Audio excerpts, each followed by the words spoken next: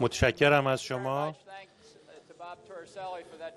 از باب تورسلی به خاطر معرفی بسیار مهربانانه تشکر میکنم. خیلی خوشحالم از اینکه در کنار شما در این کشور هستم.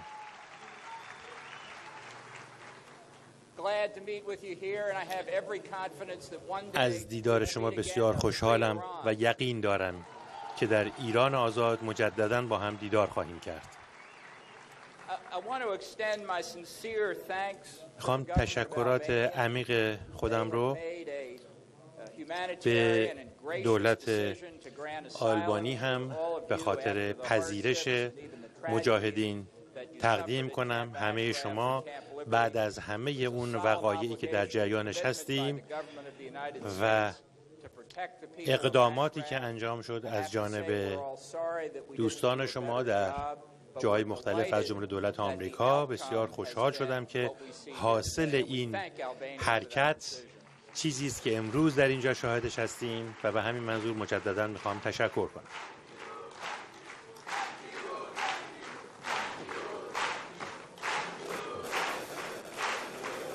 Don't thank me, thank Albania. And now I have a few words for the mullahs in Tehran. و اینک چند کلامی هم میخوام خطاب به ملاها در تهران صحبت کنم. دوران طلایی اونها در ارتباط با آمریکا به پایان رسیده.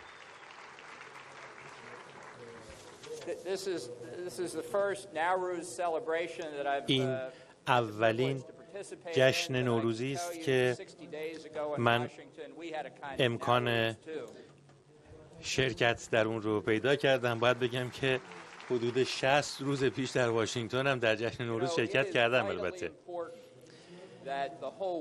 اهمیت حیاتی داره که همه جهان به خوبی درک بکنه که سیاست آمریکا در قبال رژیمی که از تروریسم بین المللی و برنامه هسته‌ای رو دنبال میکنه از پایه تغییر کرده. قطعاً جزئیاتی هستند که بایستی هنوز روشون کار بشه، اما این مفهوم که رژیمی که در ایران حاکمه فاقد مشروعیت هست، این رژیمی فرض بشه که بخواد به تعهداتش پایبند باشه، این اوهام کنار گذاشته شده. تهدید هسته‌ای که ملاها اون رو نمایندگی میکنن یکی از خطرناکترین تهدیدات علیه آزادی و جهان آزاد هست. ایده معامله کردن و تعامل با چنین رژیمی یک ایده انحرافی بود و فکر میکنم که ترامپ در زمان کاندیداتوری خود هم این رو به خوبی روشن کرد.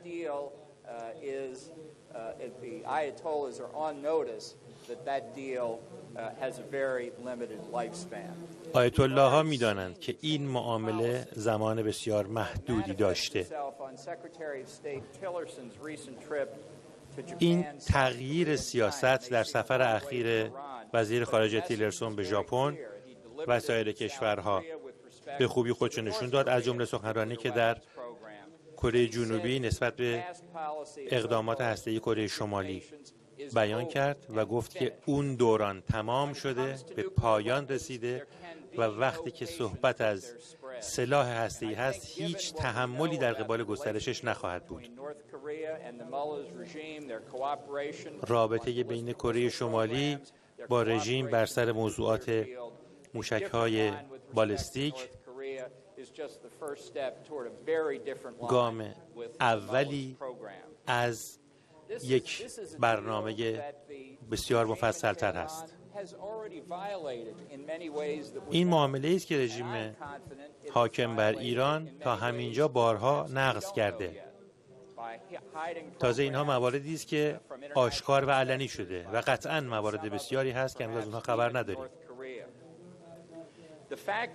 واقعیت این است که رژیم همچنان در لیست کشورهای حامی تروریست در آمریکا هست. این رژیم سلاح‌های هسته‌ای رو دنبال میکنه، تروریسم رو حمایت میکنه و مردم خودش رو سرکوب میکنه. این یک فرد یا گروه نیست، بلکه یک رژیم شیطانی هست و بنابراین سیاست در قبال این کشور بالاخره باید تغییر میکرد و کرد.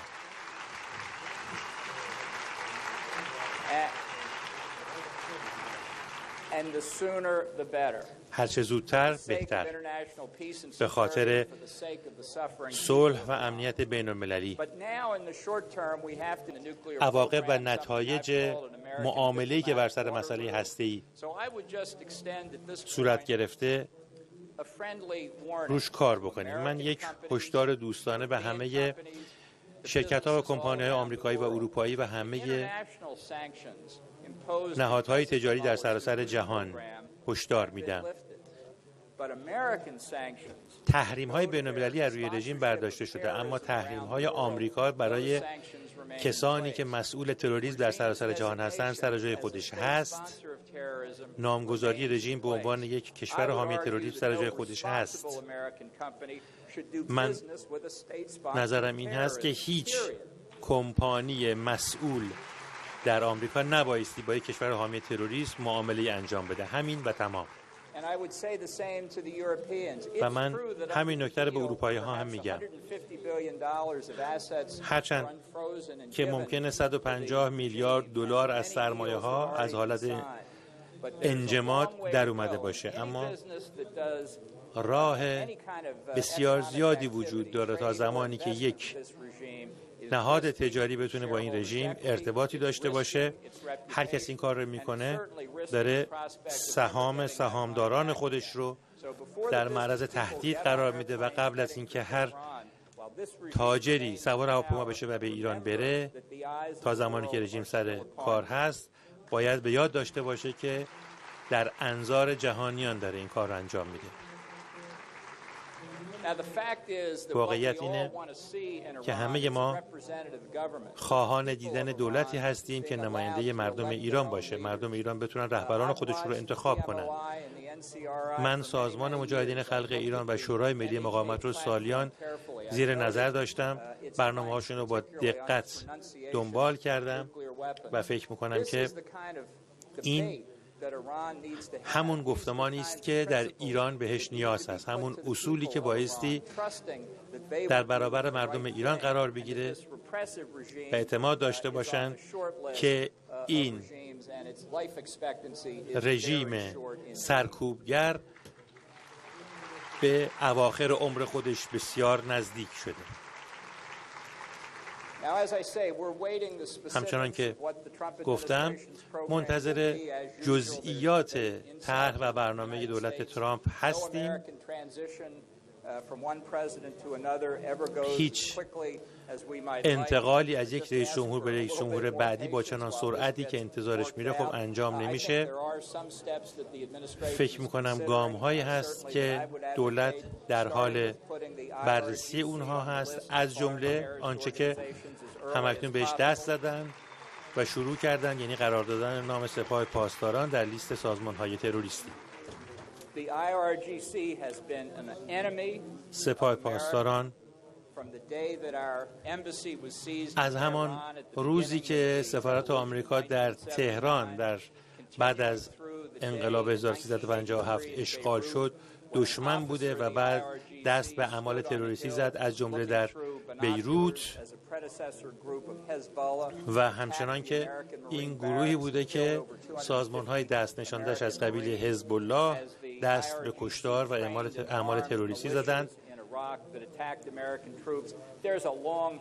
از جمله علیه نیروهای آمریکایی در عراق، و یک تاریخچه بسیار طولانی از اقدامات تروریستی داره. بنابراین بسیار امیدوار هستم که نامگذاری